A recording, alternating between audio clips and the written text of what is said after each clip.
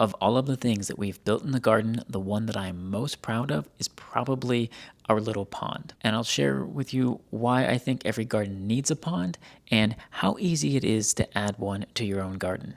A garden pond is full of life, and it brings life to your garden.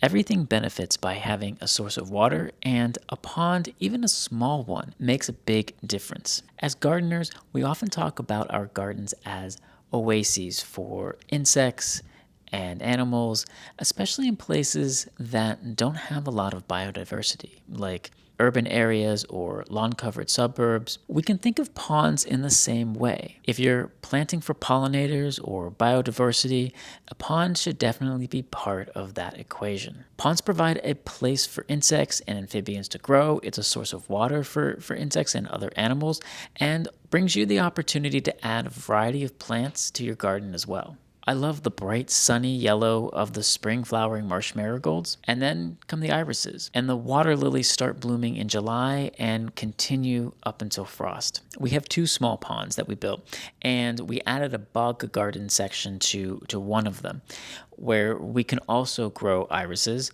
along with grasses, meadow rue, and cranberry. These are plants that we otherwise wouldn't be able to grow.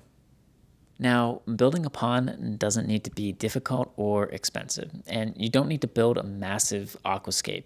Though if you can, by all means do so. I know we would love to put more water in other parts of our property, and we have some plans for doing that, but until we get there, we love the ponds that we have. And in terms of size, like I said, you don't need something really, really big. Ideally, you want the pond to be at least 1 square meter. Some of the materials needed to build a pond like the ones that we have, we used 4x4 cedar posts, and we laid them down horizontally. This made the sides of the pond. We intentionally designed the pond as a rectangle, as opposed to making it maybe a more naturalistic space. You'll need exterior decking screws to secure the wood together. Then for lining the pond, we used felt underlayment and pond liner. One tip when you're designing the pond is to create multiple levels. A shallow shelf to hold plants, and have space for creatures to get in and out. And then also a deeper section in the middle for plants like water lilies. Hardy water lilies need about 16 inches of water to overwinter where we live. We don't grow tropicals, but if we did, they would need to be stored indoors for winter. So definitely check with your garden center for what's some of the best options for pond plants based on where you live. It's also important to add some way for animals to crawl in and, most importantly, crawl out of the pond. So a stick or rocks or a small log are all good options.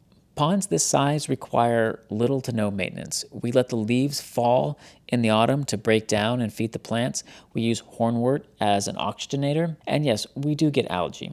And in the early spring, the pond wakes up for winter, and it can take some time for things to rebalance. But there are creatures on cleanup duty, and we have plenty of plants to cover and shade the water, so as we get warmer and sunnier conditions, the algae stays pretty reasonable. If we do start seeing too much algae, then we will periodically scoop some of it out. And we didn't add anything to the water. Apart from the plants themselves, all of the animal life arrived on its own. And since then, the pond has pretty much been able to take care of itself. So would I do anything differently? Well, apart from making a larger pond someday, there's not really much I would change. One thing I would change, and this is with respect to the plants, is I wouldn't use pond pots. The plants grow out of them anyway, and then they're just kind of stuck down there and embedded in all of the roots and the material that is collected at the bottom of the pond. So what I would do instead is I would make an aquatic soil layer to plant directly into. If I had some plants like tropicals that needed to be taken out at the end of the season, then I might use the pond pots for those. But apart from that, I can't really think of anything that I would change. So ponds are a great habitat to add to your garden. I look back on where the ponds are now and marvel at the fact that just a couple of years ago, there was nothing but grass here. And actually in the front of the house, it was just a gravel area.